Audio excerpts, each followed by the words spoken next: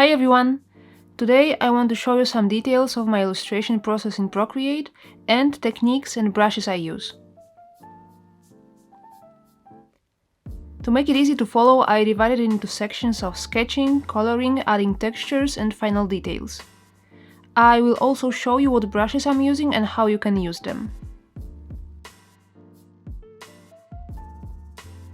Before we start, if you are new to my channel, my name is Asia Orlando, I'm a professional illustrator and digital artist. I make videos about art, illustration industry and business, so make sure to subscribe to my channel and let me know in the comments if there's anything you'd like me to make a video about. I'll be guiding you through my steps and showing you how I work on the illustration I made some time ago. The brushes I'm using come from my own Procreate brush sets. I made them to meet my needs, recreate some of my favorite traditional tools, and make sure my brush strokes have always that handmade touch to them.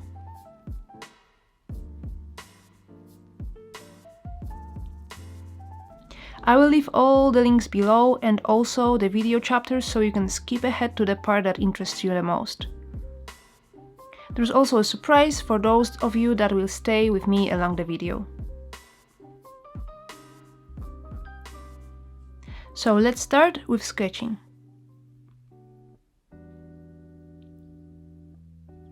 I start all my illustrations with a black and white sketch.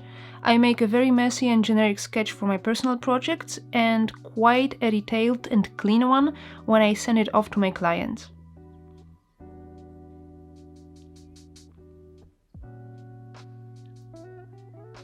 For all of them, I use either the 4H pencil or the 4HB pencil. The 4H pencil comes in my brush set called Artist Pack, and it has some transparency to it, as it's very pressure sensitive, so the more pressure you apply, the darker the pencil trace will be. I make all my brushes in high resolution, so they never look pixelated and will have a real handmade feel to them. 4HB pencil comes in sketching toolkit. It doesn't respond to pressure, so the line trace will always stay the same. This is of course intentional, so you can control it better. Both of them are my go-to brushes in Procreate whenever I start a new illustration. All the brushes names I'm using in this video and the sets you can find them in will be written on the screen so you can easily follow the process. If you have my brush sets, let me know below which one is your favorite for sketching, as I made so many to adapt to different art styles. Now, the water pastel pencil from Artist Pack is great when I want to introduce some color values to a sketch, so for example my clients can see even in a black and white version where the darker and lighter colors will be applied. I also use it to add some color values and layers to an already applied color.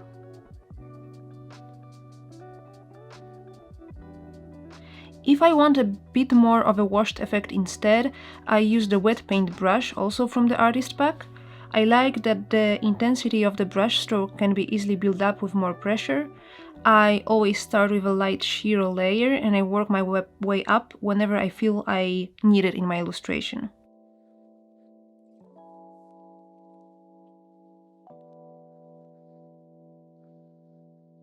The same goes for the live crayon brush, that's part of my mixed media Procreate brush set.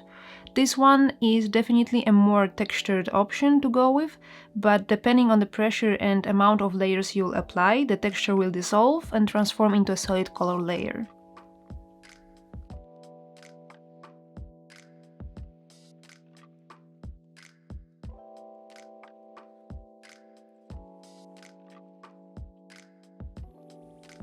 Moving to the second stage, and probably the one that we all like best, coloring.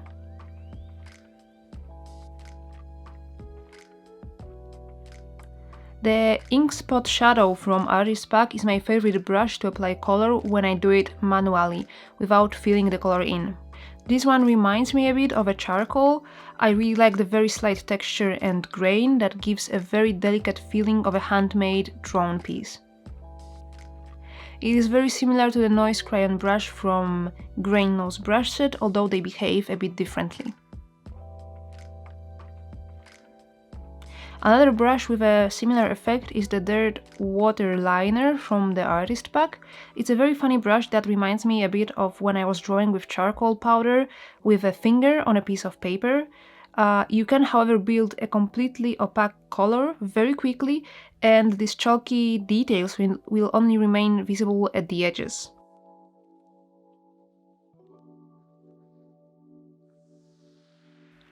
Moving to the next one for color sketching is the watercolor tint brush.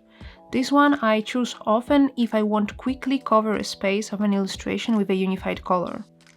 It's a very soft brush with an extremely subtle texture, almost unnoticeable, but still I much rather use a brush like this one than fill a space with a 100% solid brush stroke, as I feel it has a more handmade and imperfect touch to it.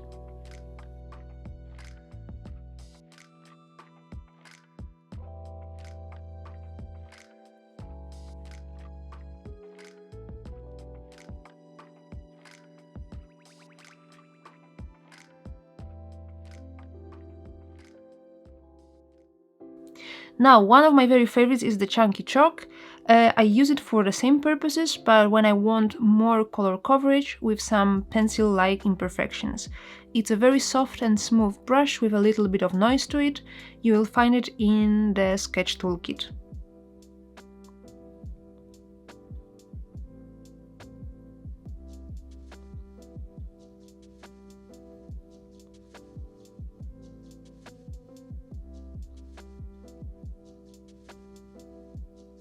The watercolor crayon is my favorite gouache brush. It's very delicate, semi-transparent, very easy to build up and work with. I use it most often to add layers on water surface and add some color layers to the sky. You can find this one in Artist Pack. It also works like a charm as a smudge tool to get a perfect seamless blur.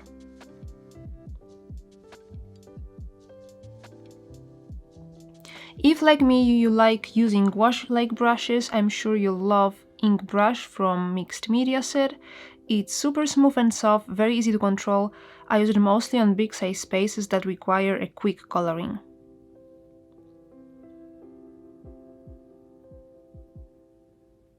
Big part of my art style is in the details, so moving to the next stage, texture, I will explain what I use to bring my art to life. First, the soft chalk is a semi-transparent brush I use a lot to add some regular noise over some elements in my illustrations. You can also overlay layers to get some more opaque effect. You will find this one in Artist Pack. Many of you ask me what do I use when drawing animals. Fairy brush is one of the tools I like using when adding a regular texture and grain to an animal's fur. The brush can be found in Artist Pack and it's semi-transparent as well, so the layers are buildable. I use it mostly to apply a sheer layer on top of my color layer. There's also another brush to help you when drawing animals. The hairy brush from Grain and Noise Pack helps me a lot with adding some hair details to animals' fur. I use it only as a base, but it's a huge time saver and I recommend it strongly if you illustrate animals often.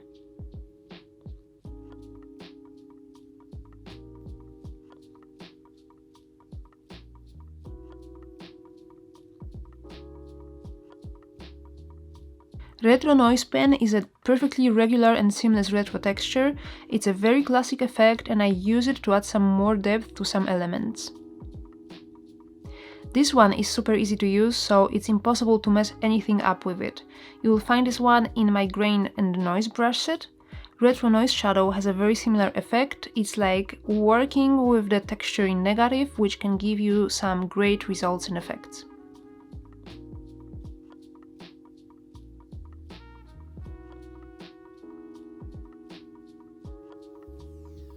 When I need some extra rustic texture for some rough elements like trees or stones, I sometimes use the pencil called Smudge Cracked Shadow from Artist Pack, Procreate Brush set. As many of my other textured brushes, this one is semi-transparent, so you can decide from the get-go how strong you want that effect to be. If you have used those particular brushes before, let me know in the comments. My soft grain brush is a funny brush of spackles that can add some great effect if used in moderation. It can be found in grain and noise. You can also get some extra grain and noise texture both at the same time using the heavy grain brush that's in a mixed media Procreate Brush set. This one is easily buildable too, and you can quickly get a strong effect.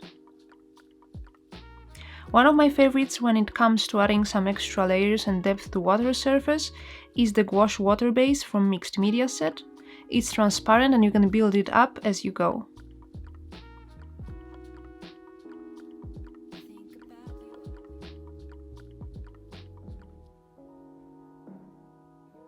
Now, the last part of the illustration are the details.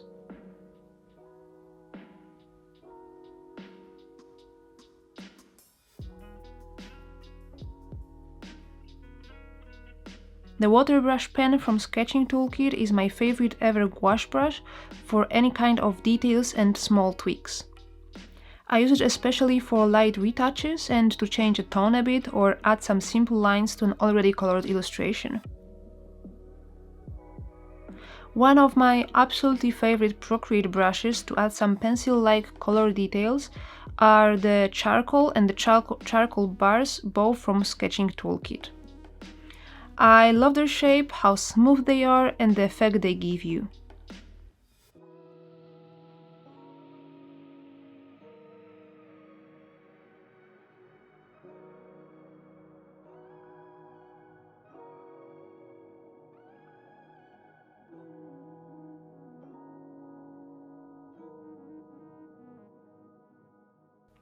Sometimes, if I want to add a bit more rough touch to the finishing details, I'll use the basic brush from Mixed Media.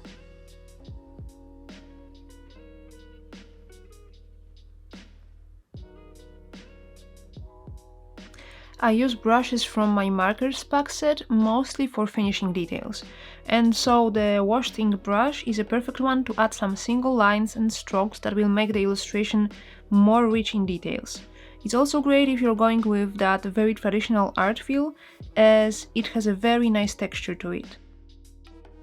If you're familiar with my work, you'll know that all my illustrations are full of details, so I usually spend some time adding and working on those. Once I'm happy with my illustration, I either make a small post-production in Photoshop or in Procreate itself, and it's done. This is the final illustration, as you might have seen it on my socials. Make sure to like this video so I can make more of them. If you have any questions whatsoever about the brushes I use or my illustration process, leave them in the comments below. You know I always reply to you guys. Thank you a lot for watching and I see you soon. Bye bye!